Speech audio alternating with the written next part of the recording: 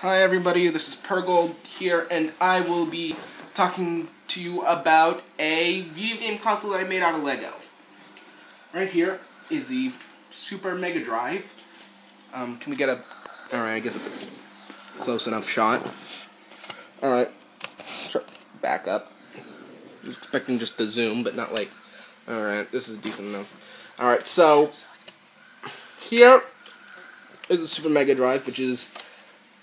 like, it's a cartridge-based console, but the thing about the cartridges is, even though this is made out of Lego, I kind of made a whole mythos about it, and sort of like its own story.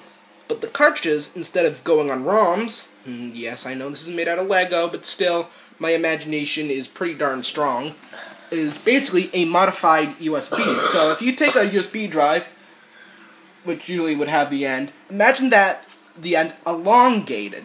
So basically, each cartridge was basically a hard drive. Now we open up the flap here, and you insert. Why would you want a hard drive? Never mind. And the thing about, and the controller is right here. It's a retard controller. Trevor.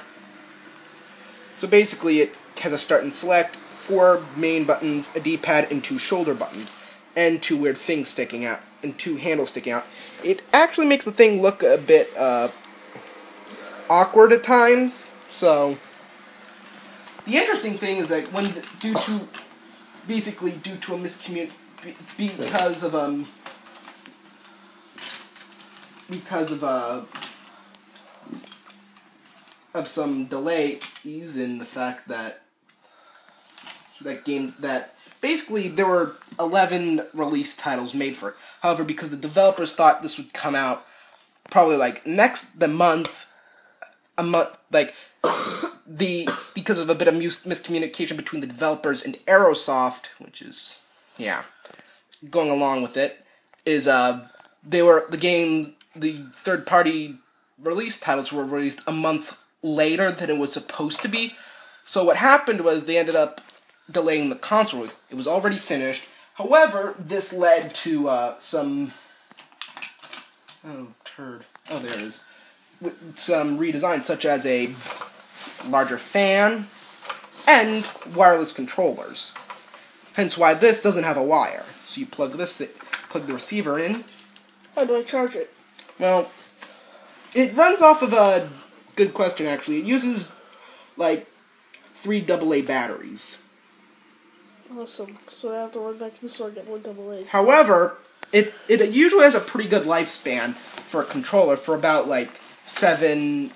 from 6 hours and 6.5 to 7 hours, depending on what batteries you use. And the interesting part is that a battery goes here, a battery goes there, and another battery goes here. That's how kind of the awkwardness about it.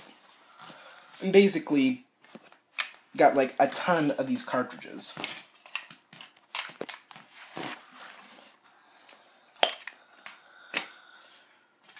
And yeah.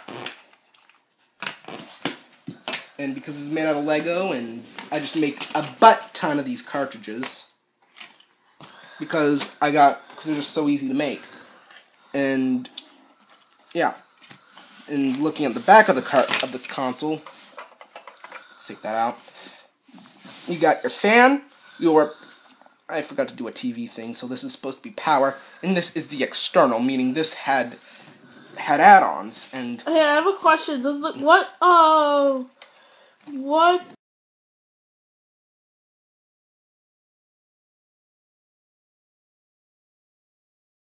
OS does this run? Well, it uses a heavily modified version of Linux. So however, it's modified to a point where it's almost indistinguishable from from the version of Linux it was based on. So most times it's been listed as a proprietary OS. However, it would have been much easier because if it would have been much more, like, the need for modifying Linux, for heavily modifying Linux wouldn't be there unless if it was unless if it needed if it used regular ROM cartridges instead of these modified flash USB drives. Anyway, however, flash drive cartridges were being done by AeroSoft because at the time, Nintendo and their Nintendo 64 was kind of... How many launch titles? 11. About 3 of them were made by AeroSoft. The rest were done by third-party developers. Okay. Next thing. What's the GPU? The GPU... Well, the weird thing about its power is that it's in between... It's faster than the PlayStation, but a little less powerful than the Sega Saturn. So basically, this is a 32-bit system. What CPU does it have? I guess it... Well, the thing about it is that for a fictional console that I've developed, I haven't really gotten much, but I know is that it brought that has a processor that's clocked a couple 10 to 15 hertz faster than the PlayStation. Hertz? Yeah, clock speed. Never mind. You don't even understand what you're talking about. Yeah. Anyway, or was it megahertz? But, whatever. Anyway, yeah. Oh, yeah, whatever. So, yeah. Anyway, moving along, this console was known for having a ridiculously long lifespan. How many years? Well, it was discontinued somewhere around 2006, 2007. However, in some markets, such as South America, Africa, and some parts of Europe, it wasn't discontinued until 2009. And then just after that, just became fodder for homebrew. Do you think this console can be... So wait, it's not current gen then? It's not current gen, albeit its successor, the Super Mega Drive 2, runs on HD DVDs and is backwards compatible with... HD DVDs? What the hell is that? Well, that's the thing about AeroSoft, is that they end up making the mistake of using HD DVDs, thinking it's gonna be the best, but then Blu-ray came out and they're like, oh, crap.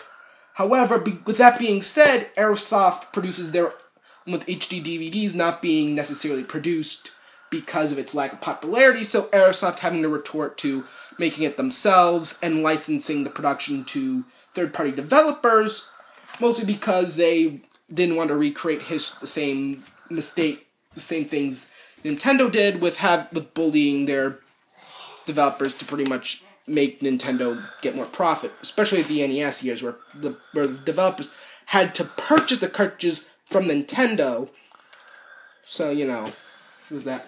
Anyway, moving along, going back to the external thing right here, there were 2 add-ons released for the Super Mega Drive, which, unlike all the others... Where's the second add-on? You only showed me one. The Super Mega Drive CD. It was a CD add-on released probably early 2000s. It was in the late 90s. Right here, however, I've only built the card system, which was sort of like the Famicom disk system in many respects, but running off of cards that resemble more like those of the TurboGrafx 16. So anyway, plugging this into here, and that has to be the wrongest thing the cameraman has ever said. And there you go. Some in the games came on this. We just insert them. Like so. Particularly newer cards are a bit harder to get in, but after a while of being inserted and reinserted after a while, they sort of got... It's like trying to stick a dick inside of a Cheerio. Yeah, exactly. Anyway. Yeah. However... How fast do the discs run? I mean, those cards run. They could hold up to, their storage capacity is probably, a little bit better than the cartridges, but just enough that makes them sort of as an alternative. Why? Let's forget it. Never mind. So yeah. However, when this was released, to avoid having history repeat itself, AeroSoft recommended that developers developing games for this were advised to were recommended and advised to release a version of it on cartridge, so that way people would have an alternative. However, later models of this had the disc add-on built into the system. So if they were both half and half, then why don't you just release the model with just the card? Well, it doesn't use just the card. Well, the later models came out there were two of which. Those are idiots, because they released 2 copies of the same thing. Just get the disc. The hell. Well,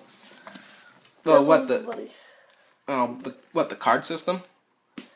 Yeah, if they're releasing both cartridge, people just buy the cartridge. Well, yeah. However, the interesting thing is that some cartridges were compatible with this, because there was actually, for a little bit, there were versions of this that were built not as a game, but as a memory card, and some of which are actually used as expansion packs to this. Heck, there was something similar to on-disc DLC, where if you had, where some games, if you had both the card system version of it and the cartridge version, there would be some kind of exclusive stuff. Oh. Which is actually pretty interesting. Well, then that's stupid. If people just bought the cartridge and they can't afford it, they need the. Well, there were some exclusives for this, so. Alright, whatever. Just keep talking. Yeah. And then the CD add-on, which I did not build yet. Yeah, which had some spaces that were much, much larger. So, Victor, can you please not get into the shot? So, yeah. So, yeah. Then there's my 4-year-old brother climbing.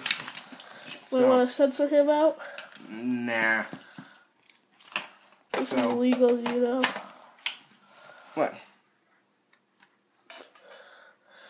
Victor, do you want to be in the show? Yeah. Do you want to be viewed in the show? Yeah. Alright. Are you sure? It doesn't really matter because he's not the entire focus of it. So, yeah. And later into the console lifespan, there was like a 3-in-1 system. Which, Jesus, the thing must have been tall. Alright, done. Well, not exactly tall. What did the thing? Oh, it's still filming. Not exactly tall, but like with the extra space, like somewhere it would have the disc system. And it's basically like slightly taller and a bit wider and a bit longer. Just a bit longer. Heck, even small, because of how big this is, let's plug this for a second, because of how big this was, smaller versions of this did come out. However, because it wouldn't fit under here, as with this first model one did, it was plugged towards the side. And to compensate for that, it had a bit of a longer wire. Alright. Is that it?